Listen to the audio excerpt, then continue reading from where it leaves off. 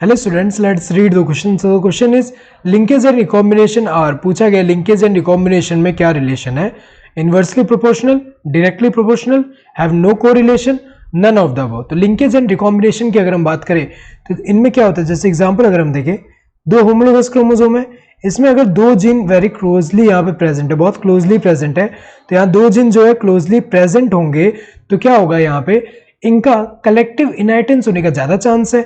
So collective inheritance of character को ही हम क्या बोलते हैं, लिंकेज बोलते हैं।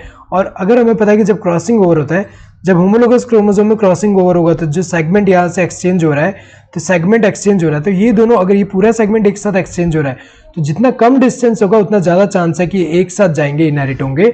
और यही अगर हम देखें डिस्टेंस अगर ज्यादा होगा, यहाँ पे दो जीन है, जैसे यहाँ पे ए है और यहाँ पे क्या है, यहाँ पे सी है, तो यहाँ अगर डिस्टेंस ज्यादा है तो यहाँ पे क्या होगा, इस वाले का ये वाला तो चला गया लेकिन ये रह जा रहा है।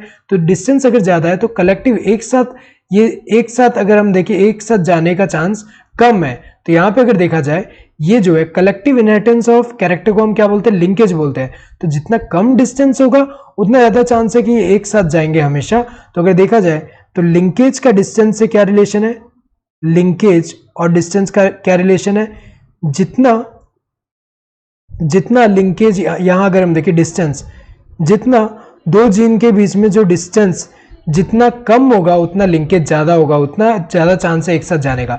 जितना जीन के बीच में डिस्टेंस ज्यादा होगा उतना कम चांस है कि ये एक साथ कलेक्टिवली जाए।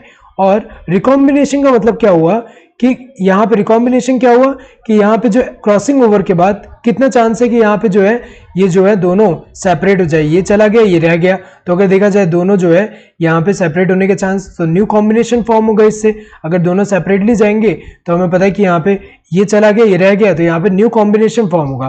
तो जो न्यू कॉम्बिनेशन फॉर्म होगा उसका रिकॉम्बिनेशन बोलते हैं। तो जितना कम डिस्टेंस होगा उतना हमें पता है कि ये तो एक साथ जाएंगे, एक साथ जाएंगे तो नया कॉम्बिनेशन तो फॉर्म नहीं होगा, इसीलिए जितना कम डिस्टेंस होगा उतना ज्यादा क्या होगा, यहाँ पे उतना अगर हम देखें जितना कम डिस्टेंस है उतना कम रिकॉम्बिनेशन होगा।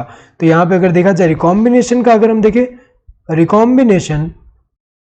Recombination is directly proportional to distance.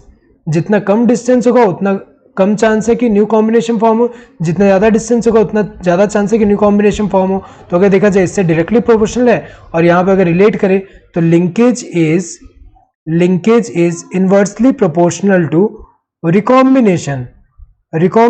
जैसे एग्जांपल अगर हम देखें, यहाँ पे जितना यहाँ कम डिस्टेंस है जीन के बीच में उतना ज़्यादा चांस है एक साथ जाने का, मतलब लिंकेज यहाँ ज़्यादा है, और लिंकेज ज़्यादा है मतलब यहाँ पे रिकॉम्बिनेशन होने का चांस, न्यू कॉम्बिनेशन फॉर्म होने का चांस कम है।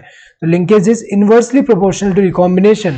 सो inversely proportional, correct answer would be this first one. Directly proportional तो नहीं है ये दोनों, हैव नो कोरिलेशन, ये तो गलत है क्योंकि रिलेशन तो है। नन ऑफ द अबव तो नहीं है, correct answer would be this first one. Hope you understood the question. Thank you and all the best.